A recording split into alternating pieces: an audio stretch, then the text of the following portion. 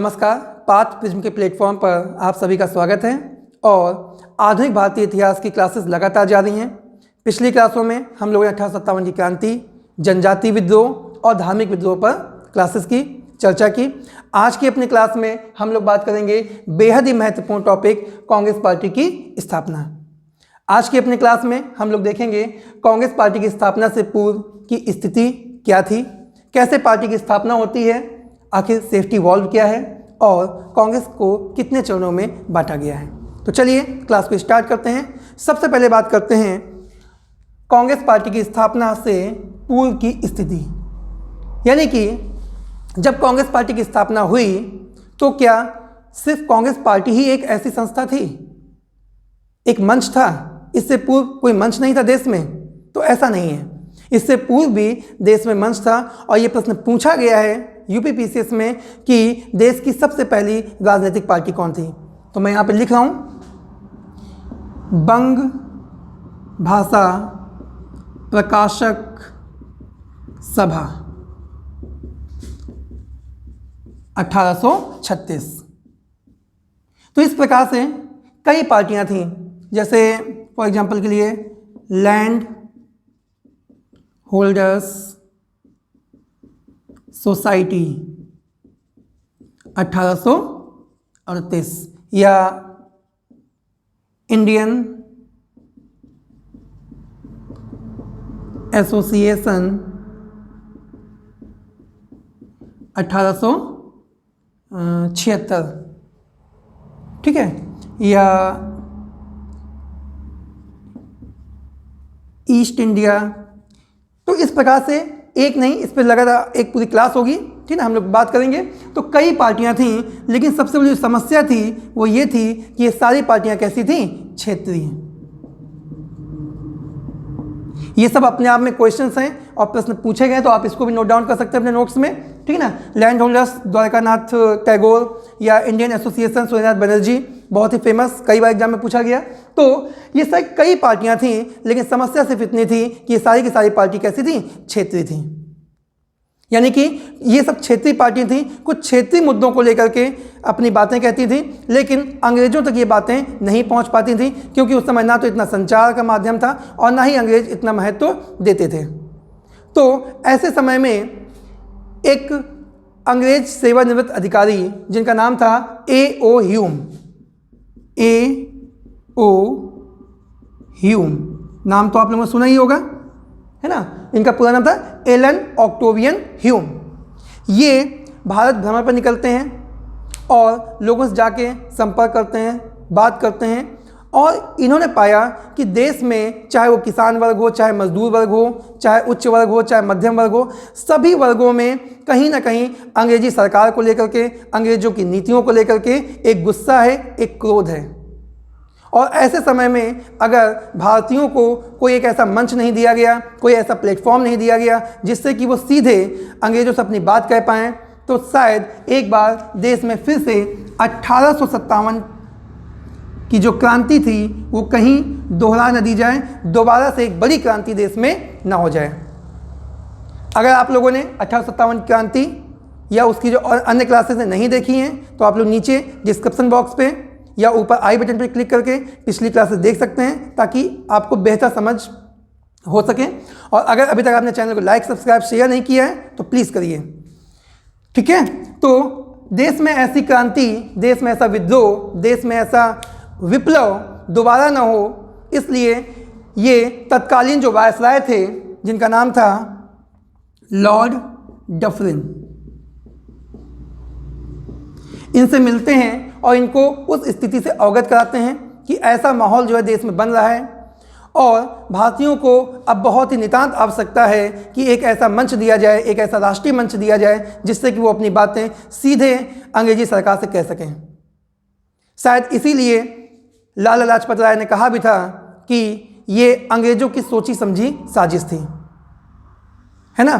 तो Lord Dufferin इस पर सहमत होते हैं और इसी के पश्चात प्रोसेस यानी कि जो प्रक्रिया होती है कांग्रेस पार्टी की स्थापना की, वो शुरू होती है। तो सबसे पहले 1884 में एक संगठन बनता है जिसका नाम है भारतीय राष्ट्रीय संघ। और इसकी जो पहली बैठक होती है वो होती है 1885 में। बेहद इंपॉर्टेंट, क्योंकि यही भारतीय राष्ट्रीय संघ जो है आगे चल के बनता है भारतीय राष्ट्रीय कांग्रेस। यानी कि इसकी बैठक होती है 28 दिसंबर। मोस्ट इंपॉर्टेंट क्वेश्चन आपका, ठीक है। जब इसकी पहली बैठक 28 दिसंबर 1885 को इसकी पहली बैठक होती कहाँ पे? बंबई में। ये बैठक 1885 की वास्तव में आपकी होनी थी पूना में, प्रस्तावित थी, लेकिन वहाँ पे प्लेग फैल जाता है, जिसकी वजह से पहली बैठक होती है बंबई में। ये प्रश्न पूछा गया है कि कांग्रेस पार्टी की पहली बैठक 1885 में कहाँ पर प्रस्तावित थी। तो अगर प्रस्तावित शब्द का प्रयोग करेगा तो आपका आंसर बदल जाएगा, आप पूना लगाएंगे। अगर पूछेगा कहाँ पे हुई तो आप लगाएंगे बंबई। तो बंबई में गोकुलदास तेजपाल संस्कृत विद्यालय में या विश्वविद्यालय में ये बैठक जो है आपकी आयोजित होती है। यहाँ पर जो इसके पहले अध्यक्ष थे, पहले अध्यक्ष वो थे आपके एक अंग्रेज सेवानिवृत्त अधिकारी थे जिनका नाम था W.C. बनर्जी। ऐसा कहा गया है कि वास्तव में जो A.O. ह्यूम थे वो तत्कालीन वायसराय लॉर्ड डफरिन को ही इसका पहला अध्यक्ष बनाना चाहते थे, लेकिन ऐसा नहीं हुआ, क्योंकि उनका मानना था कि जो अध्यक्ष होना चाहिए वो कोई भारतीय होना चाहिए, जिससे कि भारतीय लोगों को ये विश्वास हो जाए, ये यकीन दिलाया जा सके कि जो कांग्रेस पार्टी है ये उनके लिए बनाई गई है, उनके हितों के लिए बनाई गई है, उनकी आवाज़ को अंग्रेजी सरकार तक पहुंचाने के लिए बनाई गई है। इसीलिए जो इसके पहले अध्यक्ष बनते हैं वो W.C. बनर्जी बनते हैं, ठीक है। तो पहला अधिवेशन आपका बंबई में हो रहा है, गोकुलदास तेजपाल संस्कृत विश्वविद्यालय में, और इसके पहले अध्यक्ष हैं आपके W.C. बनर्जी। यहीं पर एक व्यक्ति, बड़े ही सीनियर मोस्ट व्यक्ति, जिनका नाम है दादा भाई नौरोजी। दादा भाई नौरोजी, इनके कहने पर, इनके सुझाव पर यहाँ पर जो संघ शब्द का प्रयोग किया गया है, इस संघ शब्द को हटा दिया जाता है और शब्द जोड़ा जाता है जिसका कांग्रेस। यानी कि दादा भाई नौरोजी के कहने पर यह शब्द जोड़ा गया, कौन सा? कांग्रेस। और अब इसका नाम पड़ जाता है भारतीय राष्ट्रीय कांग्रेस।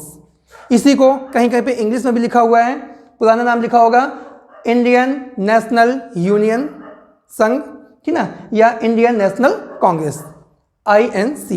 तो अब आपका नाम हो गया भारतीय राष्ट्रीय कांग्रेस। प्रश्न पूछा गया है किसके कहने पर, किसके सुझाव पर, ठीक है, या कांग्रेस शब्द किसने दिया, डायरेक्ट पूछ सकता है, तो वो व्यक्ति थे दादा भाई नौरोजी। प्रश्न ये भी पूछा गया है कि कांग्रेस शब्द का मतलब क्या होता है, अर्थ क्या होता है, तो इसका अर्थ होता है लोगों का समूह, लोगों का।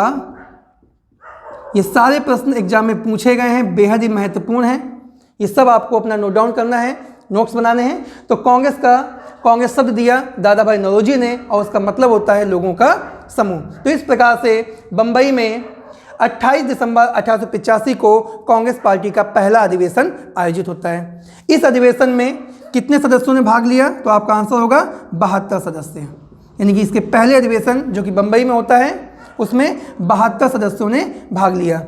यहाँ पर एक प्रश्न और बनता है कि इसमें सबसे ज़्यादा जो सदस्य थे, टोटल 72 हो गए, ठीक ना, सबसे ज़्यादा 39 सदस्य जो थे वो वकील थे, एडवोकेट थे। इसीलिए कांग्रेस को स्टार्टिंग यानी कि शुरुआती दौर में वकीलों की संस्था भी कहा गया, ठीक है। क्वेश्चन 4 संस्थाओं के नाम दे देगा, पार्टियों के नाम देगा, पूछे किसे वकीलों की संस्था कहा गया, तो आपका आंसर होगा कांग्रेस पार्टी, ठीक ना। तो सबसे ज़्यादा वकील थे, इसे वकीलों की संस्था भी कहा गया। इसमें से 2 जो हैं वो मुस्लिम सदस्य थे।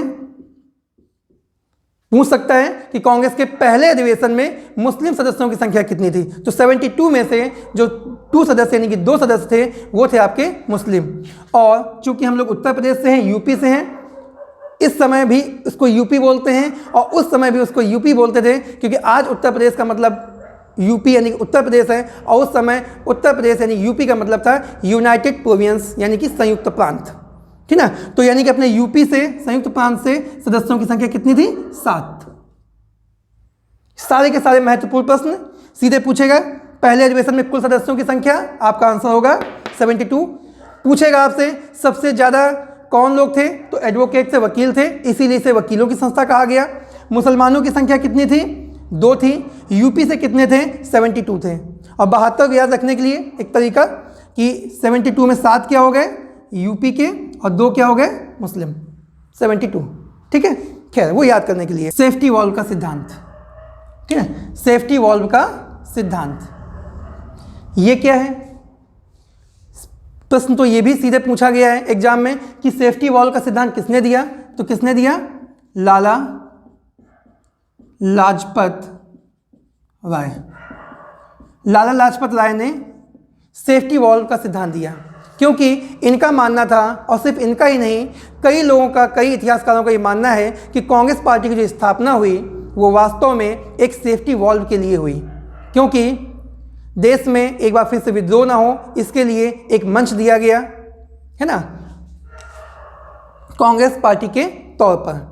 वॉल्व को मतलब जानते हैं? वॉल्व जैसे साइकिलों में या टायरों या मोटरसाइकिल के टायरों में या फुटबॉल में क्या होता है? हवा भरी जाती है, उसमें हवा तो अंदर जाती है मगर वापस नहीं आती है। इसी प्रकार से ये एक ऐसा मंच था, ये एक ऐसे प्लेटफॉर्म था भारतीयों के लिए, जिससे ये अपनी बात अंग्रेज़ों से कह तो देते थे, लेकिन बदले में अंग्रेज इनको कुछ नहीं देते थे, कोई रिस्पॉन्स नहीं होता था, ठीक ना। सिर्फ ये साल में एक बार अपना वार्षिक अधिवेशन करते थे, उसमें बाकायदे अपनी बातें लिखी, अपनी मांगें लिखी और अंग्रेज़ों तक पहुंचा दी। वास्तव में अंग्रेज उन मांगों को देखते भी नहीं थे और सीधे डस्टबिन में, कूड़ेदान में डाल देते थे। शायद इसीलिए बाल गंगाधर तिलक ने कहा था कि अगर हम मेढक की तरह वर्ष में एक बार टर्राएंगे तो हमें कुछ नहीं मिलेगा। ये सारे प्रश्न हैं जो मैं बोल रहा हूँ, आप लिख सकते हैं, ठीक है। स्टेटमेंट सीधे पूछा गया कि किसका स्टेटमेंट है, तो किसका स्टेटमेंट है? बाल गंगाधर तिलक का। क्या? कि यदि हम वर्ष में एक बार मेढक की तरह टर्राएंगे तो हमें कुछ नहीं मिलेगा, ठीक है। तो एक परंपरा टाइप की बन गई थी। तो ये था आपका सेफ्टी वॉल्व का सिद्धांत, जो कि लाला लाजपत राय ने दिया। इन्होंने स्पष्ट किया कि कांग्रेस पार्टी की जो स्थापना हुई है वास्तव में वो भारतीयों के हित के लिए नहीं, देश की जनता के लिए नहीं, बल्कि अंग्रेजों के हित के लिए हुई, और ये अंग्रेजों के दिमाग की उपज है, ताकि देश में विद्रोह या अशांति का माहौल ना बनने पाए, ठीक है। आगे हम लोग बात करते हैं कांग्रेस के चरणों को वर्गीकरण। तो वास्तव में कांग्रेस को 3 चरणों में हम लोग बांट सकते हैं। नंबर 1, पहला चरण जिसको हम लोग बोलते हैं उदारवादी काल, दूसरा उग्रवादी काल, और तीसरा गांधीवादी काल। यानी कि जो प्रथम चरण था, यानी कि जब पार्टी की स्थापना हुई 1885 से लेकर के 1905 तक का जो समय रहा, उसको हम लोग बोलते हैं उदारवादी काल। क्यों बोलते हैं? क्योंकि इस समय जो कांग्रेस पार्टी के नेता हुए, जो उसके नेतृत्वकर्ता हुए, वो बहुत ही उदार विचारधाराओं के थे, ठीक है। इसीलिए इनको नरमपंथी भी कहा जाता है, नरमपंथी, क्योंकि बहुत ही नरम थे। ये अंग्रेजों के विरुद्ध बिल्कुल भी नहीं जाना चाहते थे। अनुनय विनय की इनकी नीति थी। हाथ जोड़ के अंग्रेजों से प्रार्थना करते थे कि हमारी बातों को मानिए प्लीज़, ठीक ना। मगर अंग्रेज तो अंग्रेज थे, आप सब जानते हैं, ठीक है। दूसरा चरण था आपका उग्रवादी, जो कि 1905 से लेकर के 1919 तक चला। यहाँ पे इसको हम लोग बोलते हैं गर्मपंथी, क्योंकि प्रश्न कभी कभी पेपर में पूछ देता है तो आप कंफ्यूज ना हो। उग्रपंथी या गर्मपंथी बात एक ही है, क्योंकि इस समय 1905 के दौरान जो गर्म विचारधाराओं के लोग थे, जैसे कि चाहे वो बाल गंगाधर तिलक हों, लाला लाजपत राय हों, विपिन चंद्र पाल हों, अरविंद घोष हों, जिनका ये मानना था कि मांगने से भीख मिलती है, रोटी नहीं। किसने कहा था? नीचे कमेंट बॉक्स में बताइए आप लोग, ठीक है।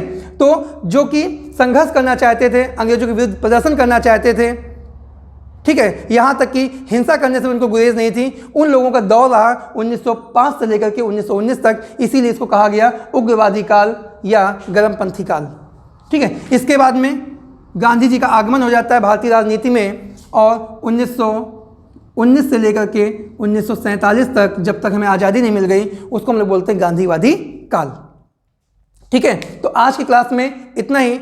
अगली क्लास में हम लोग बात करेंगे कि उदारवादी काल के दौरान जो उदारवादी नेता थे, है ना, चाहे वो आपके दादा भाई नौरोजी हों, गोपाल कृष्ण गोखले हों, फिरोज शाह मेहता हों, दिनसा वाचा हों, ठीक है, आनंद चालू हों, या अन्य कई, सुरेंद्रनाथ बनर्जी हों, ये कई जो नेता हैं वो सब के सब किस प्रकार से उन्होंने प्रयास किया, अंग्रेजों से वार्तालाप की और कौन सी बातें अपनी मनवाई, इन पे हम लोग अगली क्लास में चर्चा करेंगे। ठीक है, तो आज के लिए इतना ही। धन्यवाद।